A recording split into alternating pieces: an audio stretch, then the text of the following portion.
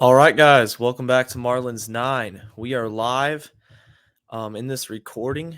So, today's Sunday episode. I wanted to do a live stream, and we're going to kind of see how the podcast, where I want to go as we head on to further in the season, if I'm going to start continuing to do lives or not. Drop some feedback, guys. For those listening on Spotify or Apple, this is going to be uploaded to YouTube. If you're watching this, as always, share, share the pod, please. Share the pod with other Marlins fans, baseball fans. Really trying to grow this thing. So, introduction out of the way. Let's get right into it. Marlins beat the Cardinals, first win of the season, 10-3, and they're 1-9. And 1-9 is 1-9, but it's better than 0-10. And you kind of had to feel that as each day passed, the Marlins were getting more impatient, waiting for that first win to happen. And it does. A really good performance offensively and by the pitching staff. Max Meyer was just awesome. 6 innings, struck out 3, only gave up 1 run, which was on a home run. For a while there, he had a no hit bid going. So Max Meyer, definitely the best start from a Marlins starter this entire season. Result of Max today, Mad Max, forgotten prospect a little bit. He kind of coming off Tommy John surgery. Everybody was focused on Yuri. Well, Max Meyer is back, and due to the fact of all the injuries in the rotation, they gave him a spot in the opening day rotation because Edward Cabrera, Braxton Garrett, currently on the injured list. Max Meyer, he wasn't supposed to be here. He was supposed to start the season in AAA, kind of continue working back from Tommy John surgery and completely get strengthened up and ready to go.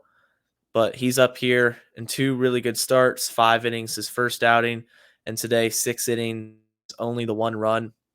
Really impressed with Meyer and his stuff. The key with him is developing that third pitch, developing that changeup, and to see if that changeup can be a pitch that will continue to develop and become an above average offering.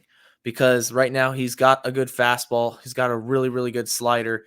It's all about watching that for that changeup.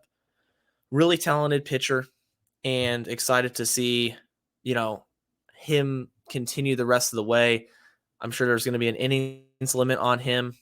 You never want to rush a pitcher like that back from Tommy John surgery, but there's going to be plenty of opportunities. I think he's clearly stated his case to remain in the rotation once Edward Cabrera and Braxton Garrett come back. And I think he's clearly stated his case for being really one of the building blocks of the Marlins regime under Peter Bendix. As we kind of transition into where are the Marlins going, I think directionally wise as an organization, you do have a young building block in Max Meyer. Not only Yuri Perez, not only Sandy Alcantara or Jesus Luzardo, if you want to go that route, but Max Meyer is a guy who definitely deserves to be in the long-term plans for the Fish, not in 2024, but also 2025 and onward.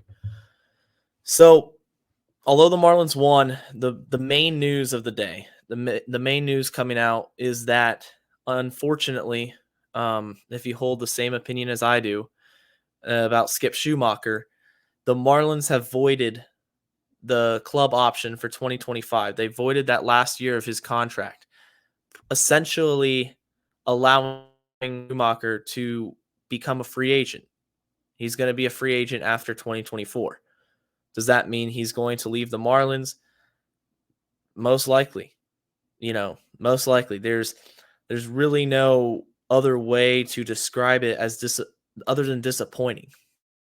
From my perspective, this is a really disappointing move, and you have to wonder if there was any sense of like a power division, a power struggle with the front office, and wanting, Peter Bendix and the front office wanting to completely overhaul this team with the guys, not just on the field that they want, but the coaches and the managers that they want. Skip Schumaker comes in, takes the Marlins to the playoffs, is the manager of the year. If anything, the man deserves an extension. He didn't deserve to have his renegotiated to where he is a free agent and allowed to go wherever he wants. But this might be it. This might be it. The two might have different directions. The two might have different viewpoints of how they want to run this team. As a fan and a podcaster, I'm still, every time I'm talking about the sport, talking about the Marlins, especially this year, I'm trying to figure out what is the vision, what is the role that this for 2024 and the vision for beyond, especially under this new front office. And Peter Bendix, you got to give him time, but this is frustrating. This is very frustrating. You have a guy that wants to win. You have a guy that's infused this culture of winning into an organization for the first time in 20 years. 2003, last time the Marlins made the playoffs in a 162 game season. And he comes in, Don Mattingly, was a manager for such a long time. It got stagnant, it got stale. He's out of there, new manager, young. He's just stopped playing recently, can connect with the guys really well. And it looks like they're pushing him out. Now, is this a mutual decision? Maybe.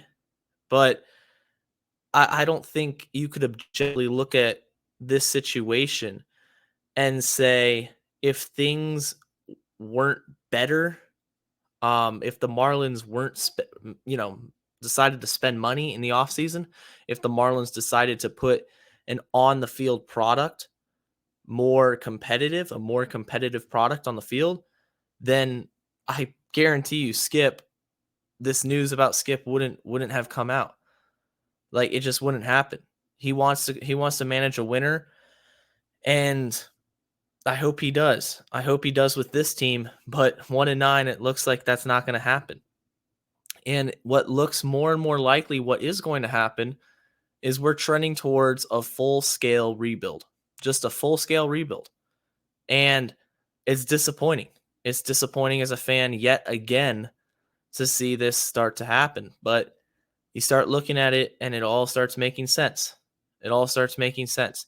Peter Bendix, with the Tampa Bay Rays, his entire career comes over and he's trying to transform this team into the Tampa Bay Marlins, the Miami Rays, whatever you want to say. He has a vision that he's carried over from Tampa Bay, and that's why we didn't see any big-time signings. That's why the Marlins go out and try to improve this team after a postseason appearance.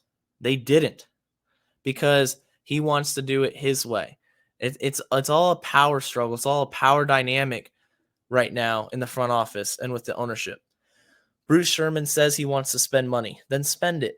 And he doesn't. Peter Bendix says you want to build a consistent contender.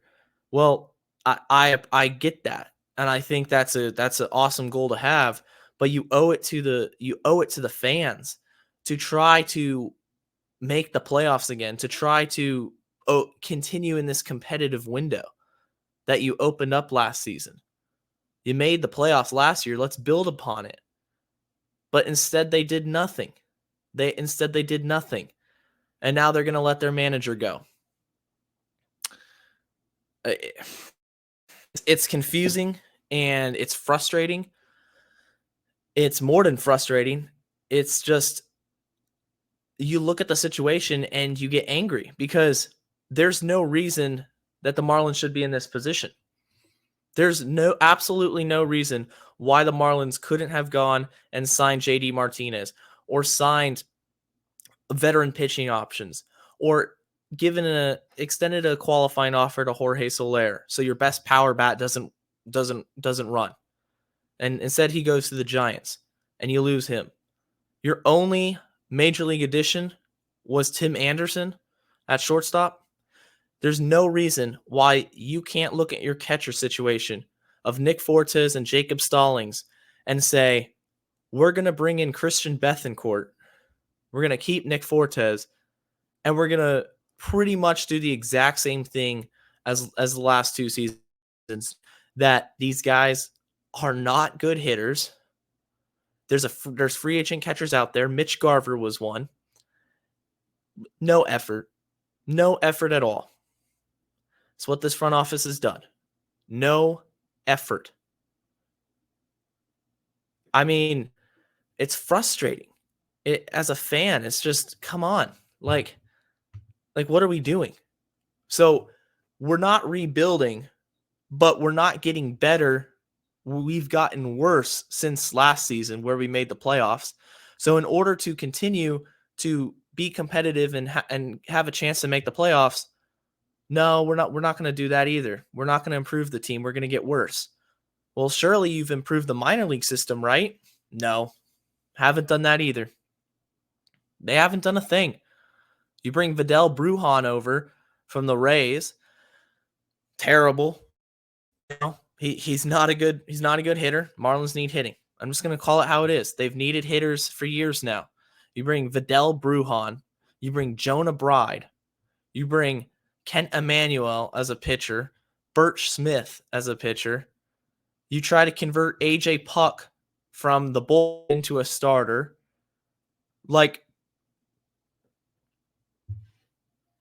No effort. Emmanuel Rivera traded from the D-backs to the Marlins. Okay, I talked with Kevin Burrell about this a little bit. Jacob Amaya is the guy who they DFA'd. Jacob Amaya was in the top 10 of the Marlins prospect rankings. That shows you everything you need to know about the state of the Marlins farm system. They are willing to DFA a player who is ranked in the top 10 of their system, but they are willing to get rid of him for close to nothing. They ended up trading him to the Houston Astros for a minor league pitcher that has one more year of control. So essentially, you're getting nothing for a top 10 prospect. Well, then that top 10 prospect probably isn't very good. So the farm system, it's consistently ranked in the bottom third of Major League Baseball. Every single prospect rankings list I've seen has the Marlins no higher than 25. I'm talking they're ranked 28, 30, at the bottom. This team is ranked at the bottom. You have two really good pitchers. I think Noble Meyer and Thomas White, who were drafted last season, are going to be really good. But this window isn't now. Their window is 3-4 years from now. We're talking 2028, 2027 before we see these guys make an impact on this team. Okay. Sandy Alcantara signed that big contract extension. He's out for Tommy John surgery. Yori Perez, Tommy John surgery this year. 2024 is a wash. You didn't get any better. You have a horrendous start. Your guys are injured, and you're not making any moves to improve the team. So you're probably throwing the white flag for 2024. You let your manager go. Seems like there should be a rebuild, and I'm all for it. I think they should start trading everybody. I think Luis Arias, and really quick, before I start getting into who I think should be traded, who I think will be building blocks for the future, and kind of what I think the Marlins should do as an organization and moving forward, I just want to say that I've completely switched gears. I have completely switched. I'm one of the most optimistic fans there are. And you start 0-9, you don't improve the team, guys get injured, your two best pitchers both out with Tommy John surgery, and you essentially make the decision to let your manager go at the end of the season. Well, I would rather get something out of this If we're not going to make the playoffs and if you're not going to try to actively compete, then what are you doing? Then let's rebuild, because the farm system ain't getting any better. It's just not. So, knock the microphone there. So, if you're not going to try to compete, let's not stay in this middle ground. We're being very lukewarm right now. You need to pick a direction. And the direction I think Miami should go is a full-scale rebuild. You have valuable trade assets on this team. Jesus Luzardo, Luis Arias. These guys can bring you some quality talent. Quality talent. Teams will be willing to overpay for a guy like Jesus Luzardo, a starter with extreme upside and a very team-friendly contract. Luis Arias is one of the best contact hitters in the sport. He would get a haul. You're not going anywhere in 2024. Make the decision, blow it up. Just bite the bullet and blow it up. I can do this. I've done this before. I've seen it before. A lot I see on Twitter, a lot of fans will be saying, "Oh, if this player leaves, I'm done. If we rebuild, I can't take it again." No, I can take it again. I just want to see my favorite baseball team win. And right now they're not. And not only are they not winning, I don't think they're in a position to win. I don't think that ownership or the front office has given them a chance to win. And that's the part that I don't like. It's not the fact that you lose a game. I can take you losing. I could have handled this team not making the playoffs again. It's happened once, that I remember, once that I've ever seen, and that was last year. So it's not that I can't handle losing. It's that I want to see this team have a chance. I want to enter the summer like thinking, oh, who are we going to get at the deadline that's going to improve this team? What prospect are we going to call up that's going to make a run? Who's ready to come up to the major leagues? Who's that guy just knocking on the door ready to come in and kick off their major league career with the Marlins? Nobody. There's none of that. There's none of that. It's just this stale, uncompetitive product that they've trotted out on the field for us fans. And you're just supposed to watch it and endure a 71 win, 72 win season. That's fine. Go 72 wins, finish 20 games under 500. And then look at the farm system. How have you gotten better to compete in life? Right now, they haven't. So just blow it up. Blow it up. Luzardo should be traded. Luis Arias should be traded. I would listen to offers on Jazz Chisholm Jr. I really would. It's one of the faces of baseball in terms of, he's very marketable, very charismatic, would come in and, he is a star talent. He's got to stay healthy, but he has potential to absolutely go 30 for 30 homers, 30 stolen bases. Got to stay on the field. But when healthy, he changes the lineup. He is a difference maker. I would listen to offers on him. If you get the right offer, I would consider it. I would consider it. Because it's like right now, you're not winning with Luis Arias. You're not winning with Jesus Luzardo. You're not winning with Chisholm Jr. Sandy Alcantara is out. Yori Perez is out.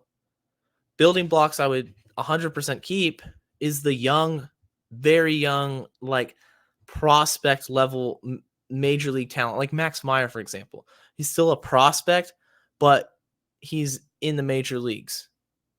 Max Meyer could pitch for years alongside Yori Perez. I mean, Yori Perez, when healthy, and Max Meyer, when healthy, could blossom into the best 1-2 duo in baseball. I'm that high on Max Meyer.